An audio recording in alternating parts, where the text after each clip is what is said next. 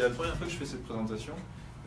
C'est le fruit effectivement de pas mal d'expériences. J'ai fait une courte expérience, ça fait 5 ans que je suis enseignant-chercheur, j'ai fait cours postdoc et thèse avant.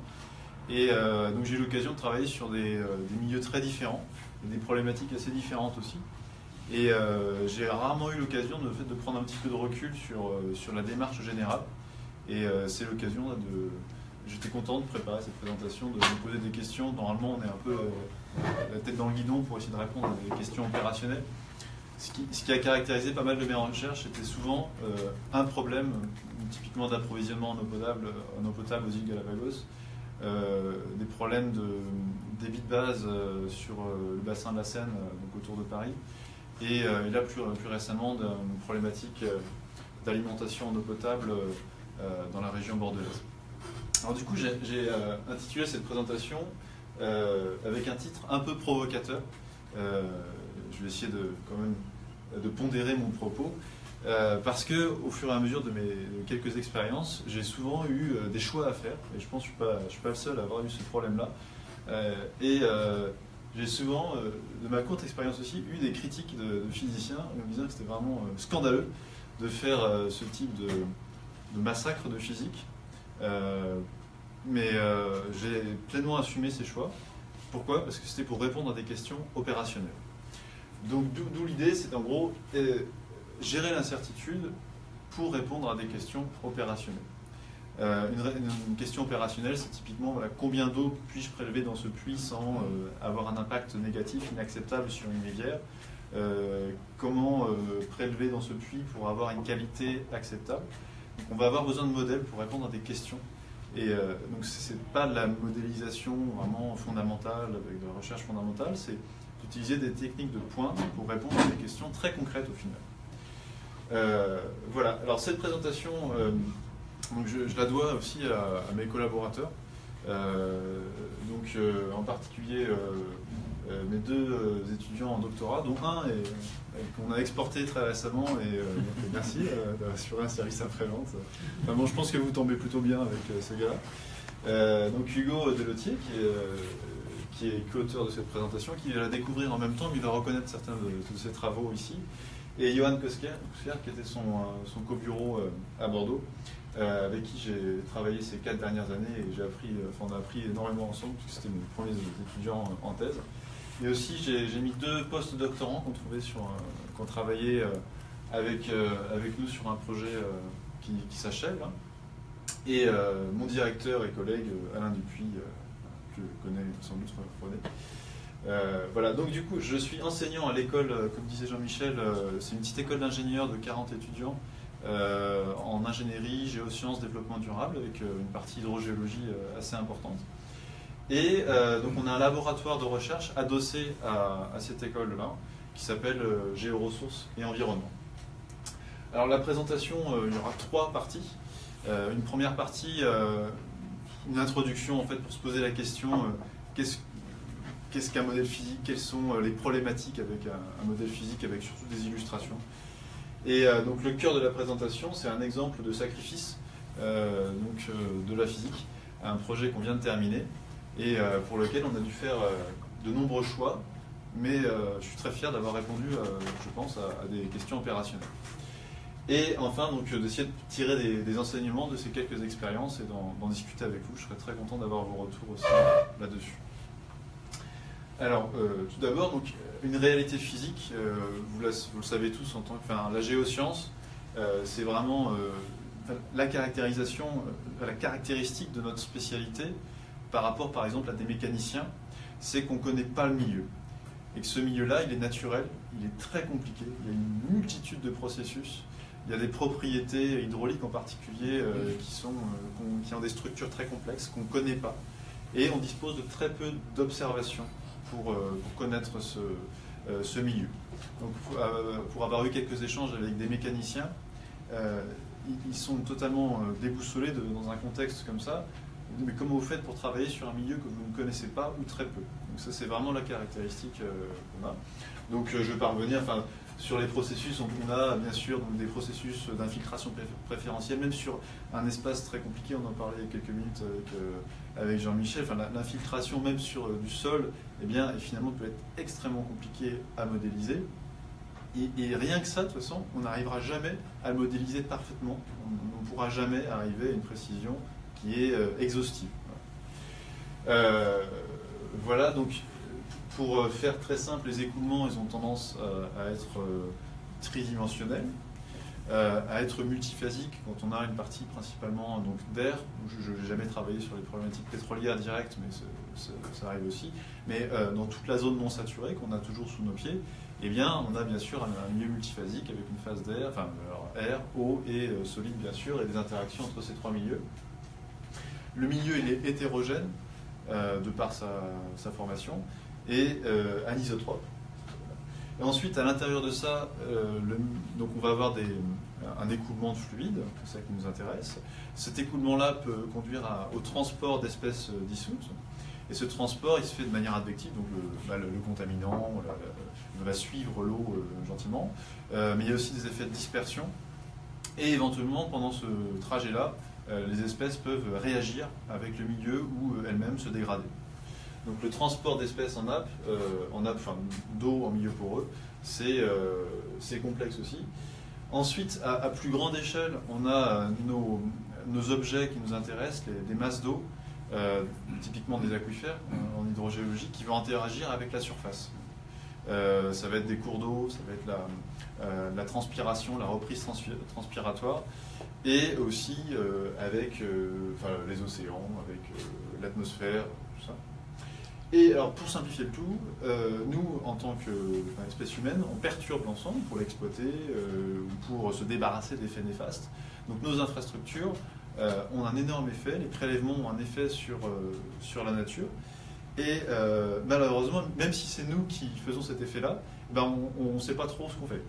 Et donc, par exemple, à Paris, on ne sait pas combien on pompe pour dénoyer le métro parisien. Donc même si c'est humain, en fait, même ça, c'est inconnu aussi. Donc ce qui est spécifique à retenir de ces modélisations hydrogéologiques, c'est qu'on a un milieu qui est extrêmement complexe au niveau de la physique et mal connu, que ce soit les propriétés naturelles ou les perturbations anthropiques qu'on inflige au milieu. Alors, dans ce contexte-là, on a souvent, de plus en plus, depuis 100 ans ou 150 ans que la modélisation hydrogéologique est répandue, recours donc à des modèles. Et les modèles en hydrogéologie, là j'ai mis une boîte bleue, alors il y a des fois des boîtes noires, des boîtes blanches, voilà, donc, pour ne pas trancher, j'ai mis une boîte bleue, va donc faire un lien, va décrire la réalité physique complexe, et grâce à un ensemble de paramètres, va pouvoir reproduire des observations de terrain. Et alors ça, c'est très chouette, mais en soi, c'est pas une fin en soi. Si notre modèle est juste capable de refaire ce qu'on regarde, alors c'est hyper satisfaisant parce que c'est tellement compliqué, on a investi tellement d'efforts pour faire un modèle qu'on est super content de voir, ah super, regardez, il fait comme la réalité. Donc c'est très satisfaisant, mais en général, on évite de s'arrêter là. Il faut aller au-delà, et si on nous demande de faire un modèle, c'est qu'on a besoin d'aller au-delà, c'est-à-dire de répondre à des questions. Et alors, une illustration très simple, c'est que voilà, mon modèle, je l'ai, on dit, calé sur une période où j'ai un ensemble d'observations, et je vais reproduire ces observations-là, mais après, le modèle, il va me permettre de répondre à des questions. Donc, dans le contexte actuel, ça va être quelle va être, par exemple, l'évolution de la charge hydraulique sur les 50, 100 prochaines années. C'est ça la question qu'on pose. Alors ça, on l'appelle prédiction. Je n'ai pas de lien avec Madame Irma, mais c'est juste une sortie du modèle qui n'est pas directement observée. Et c'est ça qui va permettre de répondre aux questions, typiquement aux questions que se posent les gestionnaires. Pour construire la boîte bleue, qui est ici, on est obligé de faire un certain nombre de choix. On va être obligé de simplifier la physique pour rendre le modèle réalisable. Construire un modèle, c'est donc faire des choix. Alors, j'ai été fasciné par un article qui est sorti assez récemment dans une petite revue qui s'appelle Science, dont vous avez peut-être entendu parler. Donc en 2016, C'est une modélisation sur l'ensemble des États-Unis, donc 6,3 millions de kilomètres carrés. Impressionnant. Saturation variable, modèle 3D par flow, c'est pas hydrogéosphère. Voilà. Donc, et un super papier dans une des revues les plus prestigieuses. Donc c'est absolument impressionnant. Donc une physique qui est relativement proche de la réalité, c'est-à-dire qu'on a bien une saturation variable, un écoulement en 3D, c'est vrai, sur un espace qui est très large, donc 6,3 millions de kilomètres carrés, c'est vraiment très très large. Les modèles sont rarement hydrogéologiques en tout cas, parce que les modèles de circulation globale, bien sûr, c'est la planète Terre, mais en hydrogéologie, c'est énorme pour ceux qui ont moins l'habitude d'utiliser ça. Et alors, les moyens de calcul sont aussi énormes. Donc, pour exécuter ce modèle, il y a une première qui est en transitoire sur 1 an. Il y a une première phase d'initialisation qui est de mettre en régime permanent, d'avoir un régime initial en régime permanent, puis après de simuler pour 1 an sur l'ensemble, une grande partie du territoire des États-Unis. Et ça a pris 3 millions de heures core. C'est-à-dire que s'il n'y avait qu'un seul processeur avec un seul corps, il aurait fallu 3 millions d'heures. Donc bien sûr, il y avait des gros moyens de calcul. Donc 2304 processeurs. Donc j'ai fait un petit calcul. Il faut, a priori, il a fallu 54 jours pour que le modèle, on dit vulgairement, tourne pendant 1 an sur des moyens de calcul énormes. Donc pour moi, cet exemple-là, c'est un espèce de pôle extrême et fascinant en hydrogéologie, d'arriver à un niveau de complexité, une extension qui est atypique. Donc c'est fascinant, ce qui permet de faire des publications dans des journaux très intéressants, enfin très fort impact factor. Et l'objectif là, c'était pas vraiment de répondre à une question opérationnelle, mais c'était de faire une étude de processus qui est la partition entre l'évaporation et la transpiration. Donc c'est très important j'étais à une conférence à Paris pas très longtemps là-dessus. Pour faire les modèles de circulation globale, il est très important de savoir faire la partition entre transpiration et évaporation. Parce que dans les modèles de changement, ça ne va pas être la même réaction si c'est que de l'évaporation ou que de la transpiration. Donc là, ce modèle-là a permis de faire une estimation, un calcul de la partition transpiration-évaporation. Problème, c'est si on va voir dans les supplementary materials, qui sont très bien fournis en général dans ce type de revue, eh bien on voit que le modèle est incapable de reproduire la réalité. Alors je suis à la fois fasciné mais en même temps dubitatif devant ce résultat, puisque quelle confiance peut-on avoir dans un modèle qui ne reproduit pas du tout la réalité. Donc il y a un écart, ça c'est des hydrogrammes. Alors j'aurais sans doute pas fait mieux, faut être honnête, mais on a un écart énorme, on a la moitié des données qui a un biais vraiment très fort, et on a aussi un déphasage entre l'observé et le simulé qui est assez important. On ne va pas rentrer dans les détails de cette étude, mais ce qui est certain, c'est que ce qu'on appelle le calage d'historique, c'est-à-dire d'avoir un modèle dont on va ajuster les paramètres pour qu'il reproduise l'observé sur l'année de simulation, c'est impossible à faire avec ce type de modèle, puisque chaque petit ajustement, imaginons qu'on le fasse manuellement, même de manière automatique, chaque petit ajustement prendrait, pour voir la conséquence de variation sur le paramètre, 54 jours de calcul. Donc ce type de modèle, grande extension, grande complexité, c'est impossible de faire de l'ajustement. C'est le premier message, impossible sur des très gros modèles qui sont relativement, fiables physiquement, assez proches de la physique, de faire un calage d'historique. Mais le calage d'historique, si c'est une condition nécessaire, c'est pas forcément une condition suffisante. Ça, c'est un travail qu'on a réalisé dans la première année de thèse, 2 premières années de thèse de Hugo, qui est ici. Donc c'est principalement basé sur un papier qui a été publié l'année dernière dans la revue Water Resources Management. Alors c'est pas du tout un scoop, mais l'objectif de ce papier-là, c'était de dire attention, même si vous arrivez à ajuster les données simulées par votre modèle à de l'observé, c'est pas suffisant pour avoir confiance dans votre modèle. C'est des choses qui sont évidentes pour une partie de la communauté scientifique. Il y a une centaine de papiers sur le sujet. mais dans les échanges qu'on a pu avoir avec Hugo, puis avec mes collègues, lorsqu'on essayait de proposer des méthodes de quantification des incertitudes, pas mal de gestionnaires nous ont dit « Oh ben non, ça sert à rien, c'est bon, le modèle il est là, ça marche ». Mais le problème, c'est que sur un modèle, donc on a construit un modèle synthétique, mais néanmoins assez représentatif d'une condition de conditions de travail qu'on a assez souvent. Donc on a ici donc un modèle qu'on a réalisé avec Modflow, c'est un petit bassin versant synthétique, au milieu duquel coule une rivière qui draine l'aquifère. Et ce modèle, eh bien, il a deux propriétés hydrauliques, la conductivité hydraulique et la recharge. C'est deux paramètres du modèle bien sûr qu'on connaît en vrai, puisque c'est un modèle qu'on a créé de rien, mais on va essayer d'estimer ces valeurs des paramètres, donc ici, grâce à un réseau d'observation de piézomètres qu'on a là. Et ensuite, on va demander au modèle de dire, ben voilà, quel est le débit de pompage que je peux prélever dans ces puits de production pour avoir un impact acceptable sur la rivière.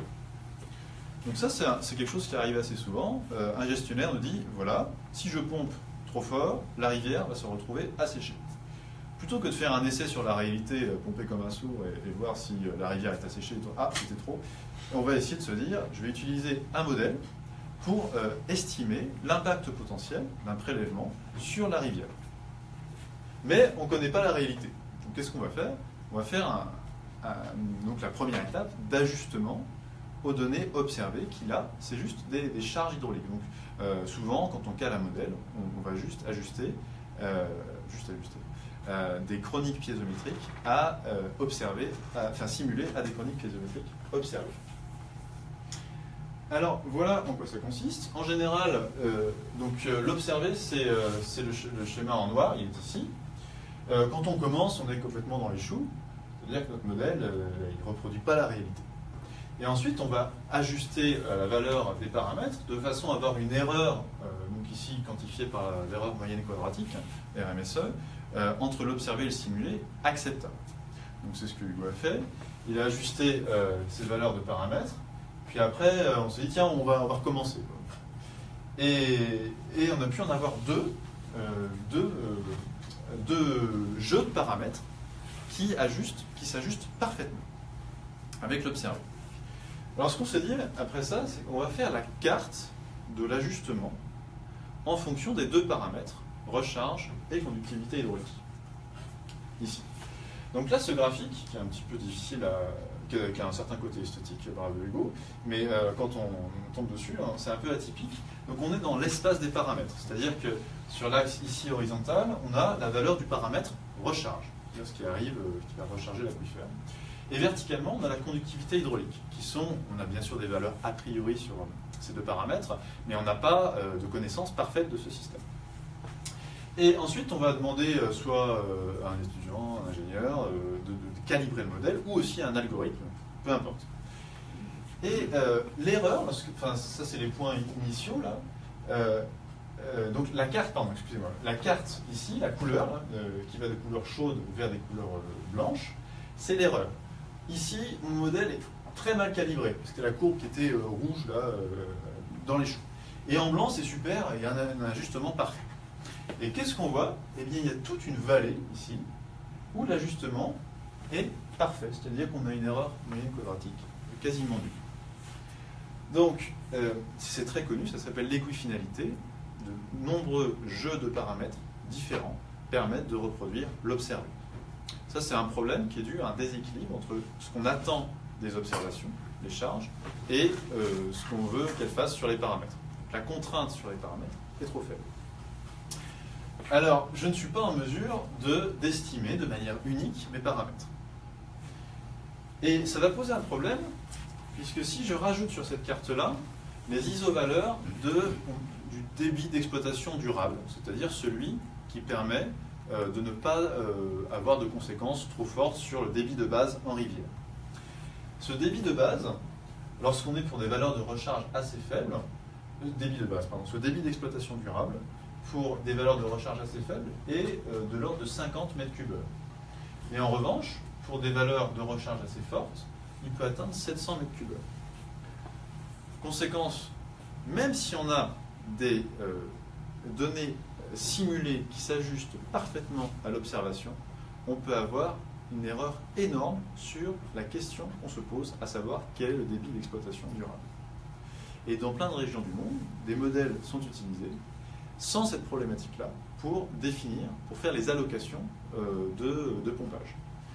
Donc c'est quand même une problématique assez importante. Bien sûr, c'est largement documenté dans la littérature scientifique spécialisée, mais encore peu diffusé pour la gestion opérationnelle.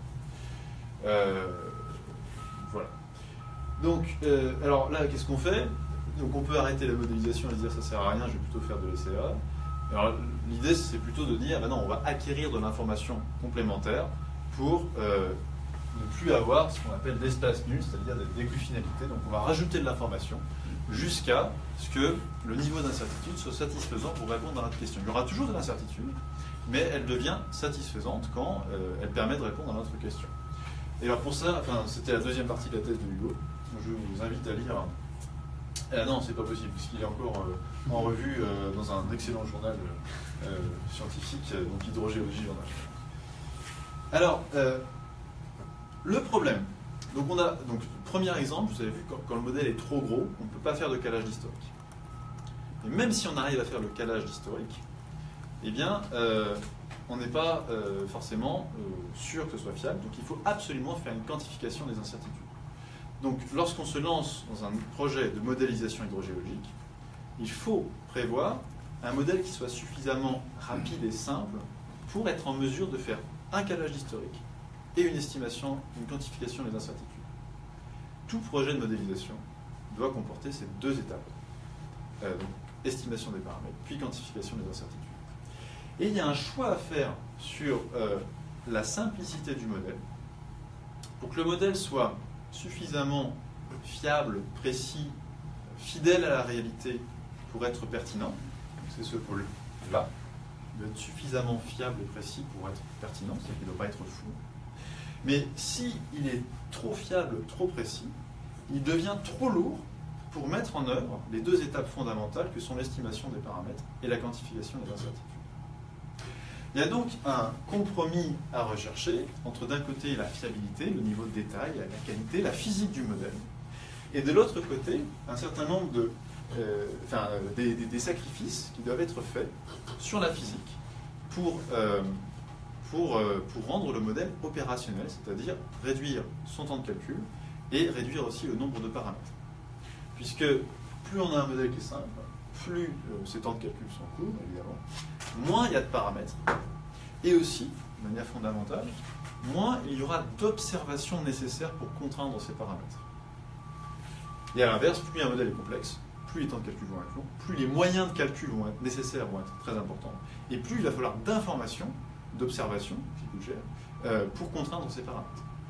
Et l'objectif, un peu, c'est de se dire, dans un tout projet de modélisation, c'est de se poser la question de où je vais placer ce curseur, ce compromis, entre simplicité et complexité. Alors, pour illustrer ça, je vais vous montrer donc, ce qu'on a réalisé dans un projet qui s'appelle le projet Mikado. L'objectif, donc on a été cofinancé par Suez, qui est une entreprise qui fait de la production d'eau en délégation de service public sur Bordeaux et dans d'autres endroits, et en partie qui est un laboratoire de recherche qui est basé à Bordeaux, avec qui on travaille beaucoup et qui a cofinancé le projet, et l'autre cofinanceur, c'est la région Nouvelle-Aquitaine. Alors, on a travaillé sur un champ captant qui se situe au nord-ouest de Bordeaux et qui est dans un écrin de verdure. C'est super agréable de travailler sur ce terrain parce il y a des arbres, la forêt, c'est extraordinaire.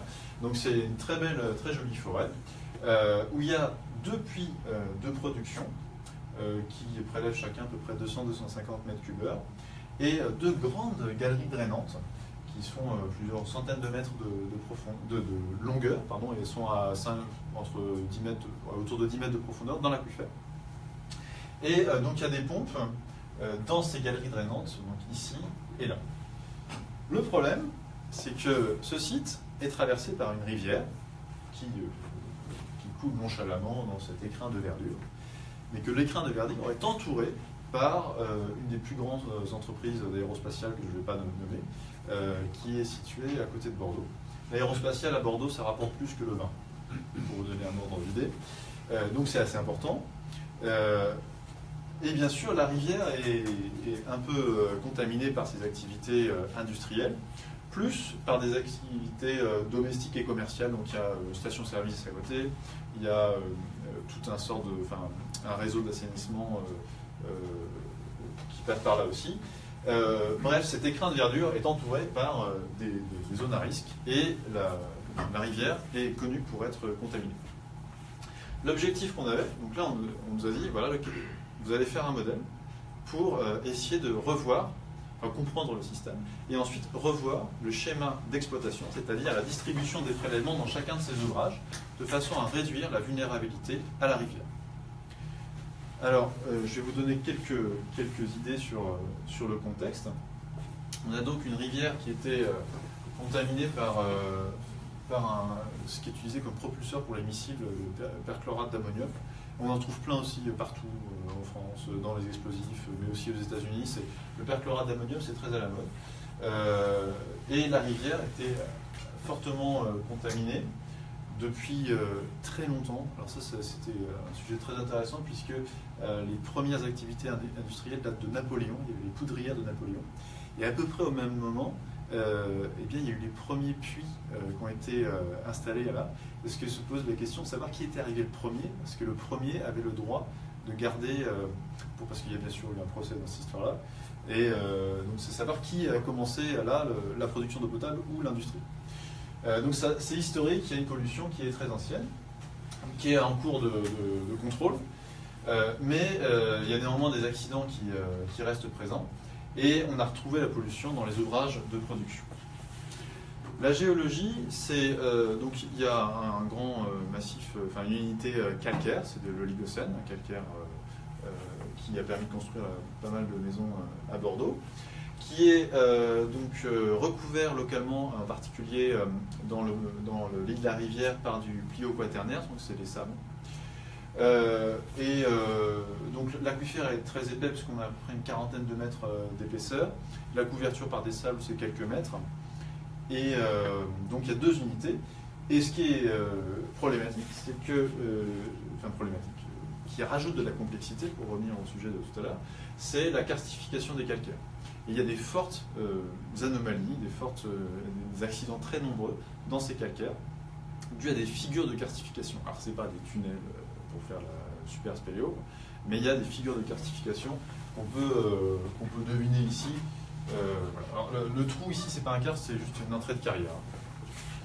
Donc on a déployé un réseau d'instrumentation dans une trentaine de puits avec un suivi très haute résolution temporelle dans l'ensemble des puits, très important bien sûr une phase de nivellement pour avoir à peu près 2-3 ans de données sur l'ensemble de ces puits, aussi bien d'observation que de production. Autour de la rivière, on a bien sûr des écoulements 3D, on a mis en place une flûte de pan, c'est-à-dire des puits qui sont à différentes profondeurs, à proximité directe de la rivière. On a des puits qui sont crépinés à différentes profondeurs. Et clairement, alors c'est assez intéressant parce que les deux puits sont distants de 1 mètre. Il y en a un qui est à 3 mètres de profondeur, l'autre à 13 mètres.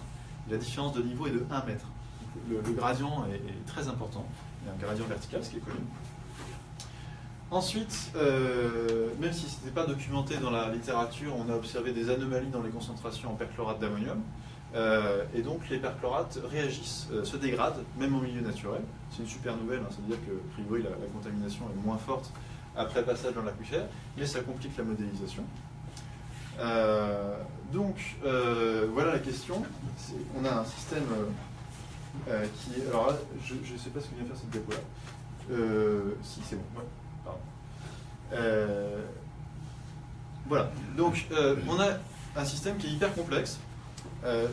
Deux unités géologiques, les calcaires karstifiés, les écoulements 3D, une espèce qui nous intéresse, le perchlorate d'ammonium, qui fait un transport advectif, dispersif, plus réactif, et c'est déjà pas mal, ça fait une réalité qui est complexe. Donc l'idée, c'est pour reprendre le schéma tout à l'heure, c'est comment on va placer le curseur pour avoir un modèle qui est suffisamment simple pour faire les étapes que je décrivais tout à l'heure, mais pas trop compliqué. Premier sacrifice, à chaque fois que je mets un petit bonhomme comme ça, c'est en gros quel est le choix qu'on a fait pour répondre au problème. Alors, la percolation d'eau permet la recharge de l'aquifère. Donc, c'est des eaux météoriques qui ne ruissellent pas, qui ne s'évapotranspirent pas, vont constituer une recharge. Donc, plutôt que de faire un modèle à saturation variable qui est assez demandeur en temps de calcul, on a repris un modèle qui était celui qui était développé à l'École des mines de Paris, très simple, des réservoirs emboîtés qui font la partition infiltration, ruissellement, recharge, et qui, avec un petit système de réservoir en série, décrivent le transfert dans la zone non saturée qui est assez peu épaisse ici. Donc premier choix, c'est de ne pas modéliser les transferts en saturation variable et de remplacer ça par des modèles à réservoir. Deuxième sacrifice très lourd, celui-là, c'est de se dire je ne vais pas modéliser la porosité double du milieu. On a donc une matrice calcaire qui est karstifiée, et on va utiliser ce qu'on appelle la porosité et la perméabilité équivalente, enfin d'un milieu poreux équivalent. Alors on n'est pas les premiers évidemment à le faire. Donc il y a eu 2 exemples qui ont été publiés assez récemment de modélisation dans des systèmes karstifiés. Alors c'est pas vraiment des karstiques, hein, attention, karstifiés avec des approches milieu poreux équivalents. Le gros problème là du coup ce sacrifice-là, on est bien conscient, c'est qu'on n'est plus capable de décrire, de rendre compte des vitesses de transfert du contaminant. Donc là, on a écrit, ça c'est très clair, c'est un sacrifice très lourd qui fait gagner énormément de temps de calcul, qui réduit le nombre de paramètres à estimer, mais qui clairement qui dégrade le modèle. Par contre, on a pris en compte à un niveau de détail assez élevé la possibilité d'avoir des hétérogénéités du milieu. Donc on a paramétrisé le champ de transmissivité et du coefficient d'emmagasinement, donc c'est la porosité, grâce à un système de points pilotes. Alors pour le dire très vite, donc on a une maille de calcul avec une centaine de milliers de cellules. On ne va pas faire 100 000 inconnus, ça fait beaucoup. Et donc, on va considérer des points pilotes qui vont être les nouveaux paramètres, et de façon que l'on va ajuster, et de façon à obtenir les valeurs de perméabilité et de porosité pour chacune des mailles de calcul, on va transférer la valeur au point pilote vers la maille de calcul par crigeage. Ça a été développé à la base par De Marcilly à l'École des mines, et c'est utilisé depuis quelques temps. Donc, une des particularités, c'est qu'on conserve la possibilité d'avoir un milieu très hétérogène. Ensuite, se posait la question d'avoir un écoulement soit 2D, soit 3D. L'écoulement, il est en général 2D dans les nappes, il est horizontal, mais à proximité d'ouvrages partiellement pénétrants, c'est-à-dire uniquement sur une partie de l'aquifère, ou à proximité de rivières, par exemple, on a une convergence ou une divergence des flux. Le parti pris qui a été le nôtre, c'était de se dire, je ne vais pas rentrer dans un niveau de détail trop fin, je vais avoir des mailles qui sont suffisamment grandes, des mailles de calcul, pour qu'à l'intérieur de ces mailles, on ait toute la convergence ou la divergence des flux. Et on va modéliser les effets de perte de charge dans ces flux divergents ou convergents grâce à ce qu'on appelle donc une approche conductance, qui rend compte très bien des effets de perte de charge dans ce milieu divergent, convergent, des effets de perméabilité un peu plus réduite éventuellement sur le lit de la rivière, mais qui ne permet pas de décrire, comme le ferait un modèle ici 2D, très fin, la convergence et la différence des flux. C'est une modélisation implicite de l'effet d'un système complexe 3D. Et on a fait une publication dans Groundwater sur le sujet pour estimer la valeur de ce coefficient d'échange nappe-rivière.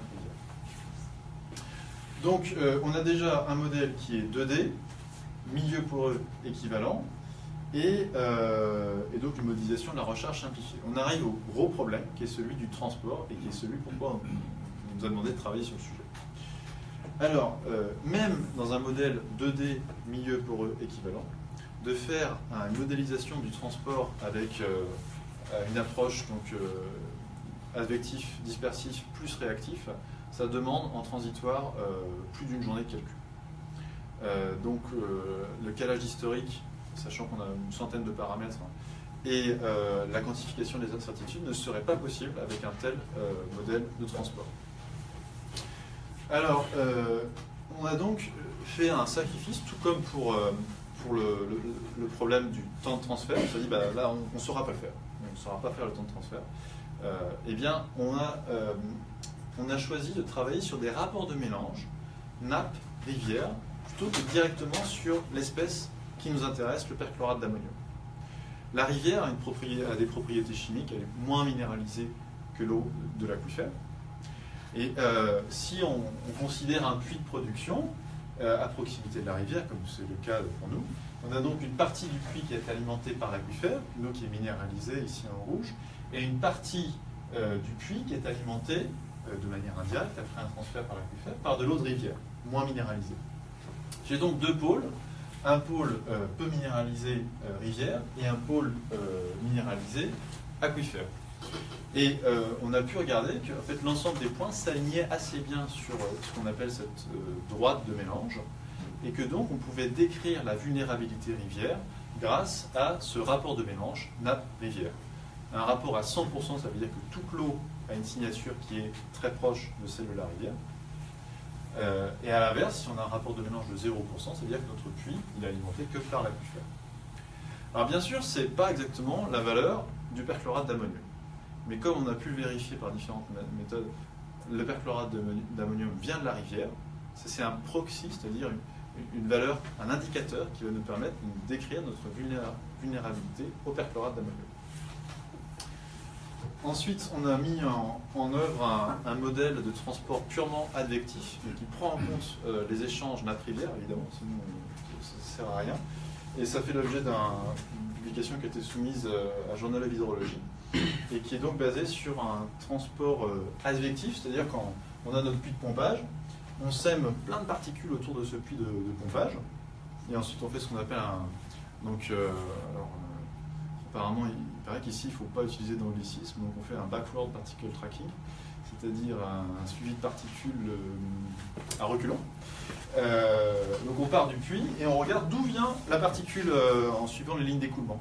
Si la particule arrive à une rivière, à une maille rivière, eh bien dans cette maille rivière, je regarde, ah oui, j'ai bien de l'eau qui arrive de la rivière, combien?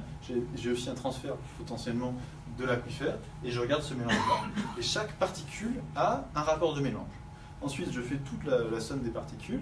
On regarde, ah bah oui, cette particule-là, elle est contaminée par la rivière, l'autre part, on fait la moyenne pondérée, et ça nous permet d'avoir le rapport de mélange simulé au puits ou au drain de production. Et ça prend 14 secondes à tourner au lieu d'une journée entière, sur tout le modèle. Et ça fait ce type d'image. Donc en bleu, c'est des particules qui viennent de la rivière vers les puits de production, et en blanc, c'est des particules qui sont originaires de l'aquifère. Donc, pour faire l'inventaire de ce qu'on a fait, des sacrifices, la percolation dans un milieu multiphasique, eh bien on ne l'a pas modélisé, enfin on l'a modélisé de manière implicite avec un modèle conceptuel à réservoir. Ensuite, l'écoulement, on l'a donc modélisé en transitoire, 2D hétérogène, une nappe libre à transmissivité compensée, enfin la linéarisation de Boussinesq, que je ne vais pas trop me faire là-dessus. Donc, pour reprendre une expression là, que j'ai récupérée dans... J'ai pas lu le bouquin en particulier, mais je l'ai vu citer, je trouvais ça assez chouette. Donc la science, c'est donc de faire des choix de simplification pour répondre à la question qu'on se pose. Alors ensuite, vu le temps avancé, je ne vais pas vous décrire toute la procédure d'inversion, mais si vous avez des questions sur le sujet, on a utilisé donc, le logiciel qui s'appelle PEST++, qui est une interface qui permet de faire le modèle. Et on a donc estimé les paramètres avec PEST++. Il a fallu à peu près 10 000 exécutions de modèles. Donc un modèle qui était hybride avec transitoire en écoulement permanent pour le transport. Et on est arrivé à un ajustement observé, simulé, relativement satisfaisant. Alors bien sûr, c'est pas parfait parce qu'il y a l'erreur de mesure, il y a l'erreur structurelle, le modèle n'est pas exactement celui de la réalité. Mais on a un écart type sur les charges qui est de l'ordre de 20% sur l'ensemble des piézomètres plus les puits de production. Et on a aussi pu quantifier les incertitudes grâce à la méthode qu'on appelle du null space Monte Carlo, et qui a pu mettre en évidence tout l'intérêt d'incorporer le transport, le rapport de mélange dans l'estimation du champ de paramètres de transmissivité. Donc ça, c'est un papier c'est le papier qu'on a soumis à Journal de l'hydrologie. On a comparé le champ de transmissivité estimé, bien sûr, ça c'est le fruit de l'inversion, sans le transport et avec le transport. Donc on a un niveau de détail avec des anomalies de transmissivité très bien marquées, qui en fait apportent de l'eau au puits, de l'eau qui vient de la terre, de l'aquifère, pardon, et des incertitudes qui sont plus faibles. Donc en bleu c'est moins incertain et en rouge c'est incertain. Et clairement on a une structure du champ de transmissivité plus fine et moins incertaine grâce à l'incorporation du transport. Et donc les incertitudes, elles ont pu être calculées sur des variables prédites d'intérêt, type par exemple la qualité de l'eau produite, ici c'est dans un des drains. Alors voilà, le modèle est prêt, on va pouvoir commencer à travailler avec. Vous voyez toute l'étape, tout ça, ça a pris 2 ans pour ne rien vous cacher, et 3 ans même avec l'acquisition des données. Et donc je vais vous montrer quelques illustrations sur la possibilité, donc après avoir construit un modèle, après avoir fait l'estimation des paramètres, après avoir fait plein de choix aussi qui permettent de rendre ça possible, quantifier les incertitudes, et bien on arrive à ce qu'on appelle l'optimisation. C'est là qui nous a permis de répondre à la question. Et là aussi, le fait d'avoir un modèle très simple, un peu rustre, mais avec des temps de calcul très courts, ça nous a permis de faire donc des centaines de milliers d'exécutions du modèle, de façon à extraire un fond Pareto, c'est-à-dire de trouver un optimum. On a dit, voilà, l'objectif c'est de produire au maximum en étant le moins vulnérable possible à la rivière. Et l'algorithme, on a une discussion avec un de vos collègues demain avec Jean-Michel pour essayer d'améliorer ça. Ça c'est pas un algorithme pour l'instant, c'est-à-dire qu'on cherche dans toutes les directions et on regarde s'il y a des directions qui sont bien. Alors en pratique du coup il y a très peu de points qui sont chouettes, mais il y a quand même des points là qui sont assez intéressants puisqu'ils permettent de produire beaucoup en ayant une vulnérabilité rivière très faible. Donc c'est ça, on a tout repris ces points, et donc chaque point c'est une méthode d'exploitation donnée, c'est-à-dire je vais pomper beaucoup là et moins là, ou faire un écran, un bâtiment comme ça. Et j'ai donc, en fonction des données de forçage, niveau rivière et le débit souhaité, une qualité de l'eau qui est meilleure que celle actuelle. Et ensuite on a fourni à l'exploitant des abacs de gestion pour lui dire, voilà, en fonction du niveau rivière, qui est ici, eh bien, vous allez ajuster les niveaux de forçage dans les drains ou les débits prélevés dans les puits de façon à être moins vulnérable à la rivière. Donc ça, c'est une chose qui est en cours de livraison pour l'exploitant.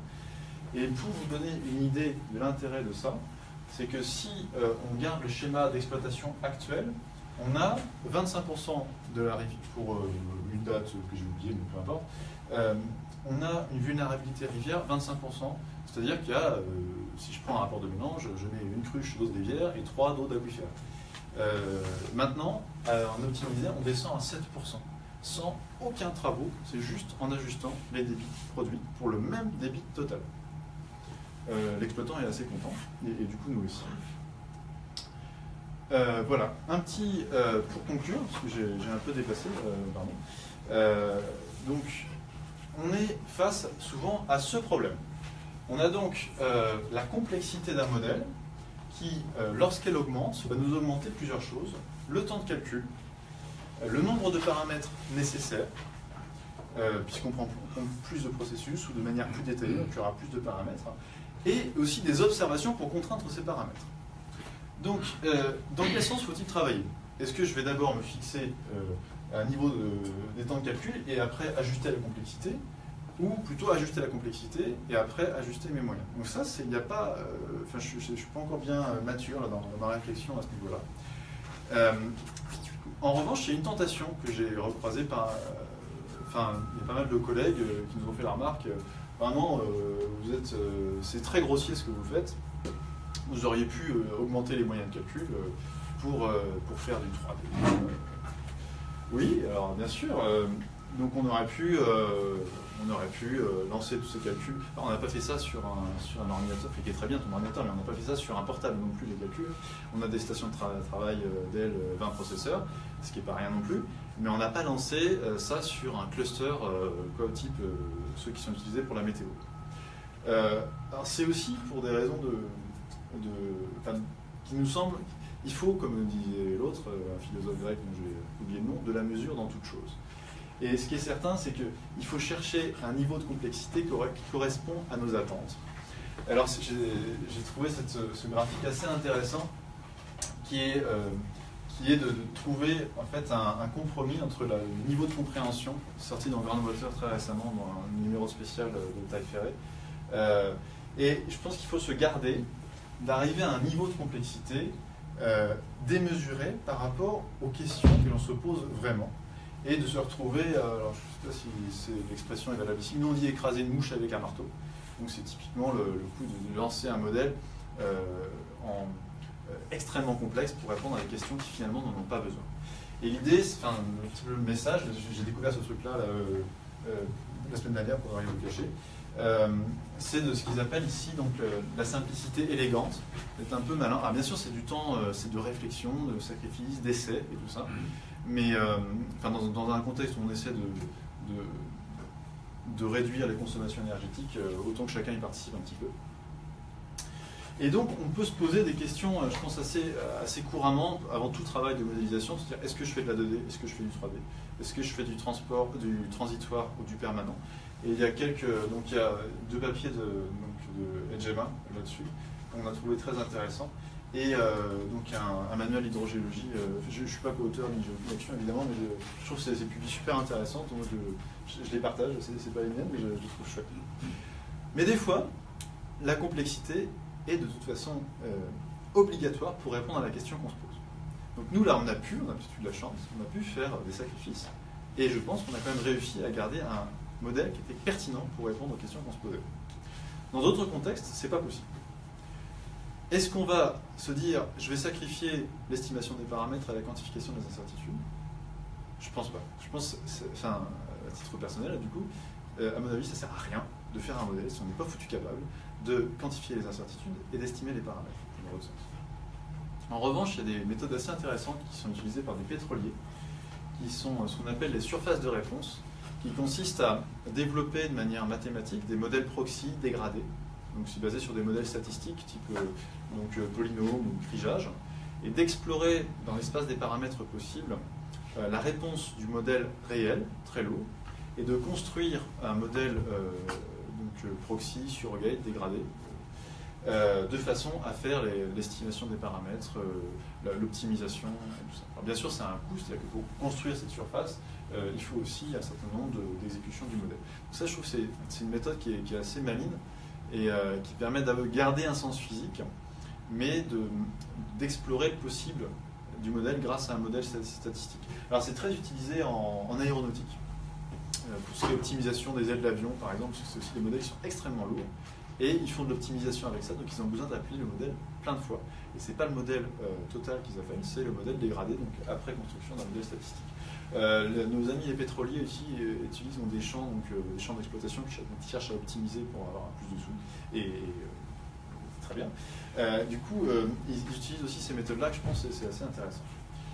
Voilà, donc un sacrifice, qu'est-ce que c'est? Je suis allé voir sur la définition, c'est un renoncement, une privation, pour répondre à un enjeu supérieur. C'est-à-dire que c'est pas gratuit, ça sert à quelque chose. Et dans plein des cas, je pense qu'on est du côté de ce qu'on appelle la simplicité élégante, et ces sacrifices sont bénéfiques, puisqu'on arrive avec moins de moyens à arriver à répondre aux questions qu'on se pose. Et voilà, pour reprendre, il y a un physicien dont vous avez peut-être entendu parler qui s'appelle Albert Einstein. Apparemment, il a sorti un jour, les modèles devraient rester simples, mais pas trop. Voilà le message, je serais très content de discuter avec vous de tout ça, j'espère que ça vous a plu. Et je vous remercie de votre attention, vous avez été très sage. J'ai pas l'habitude.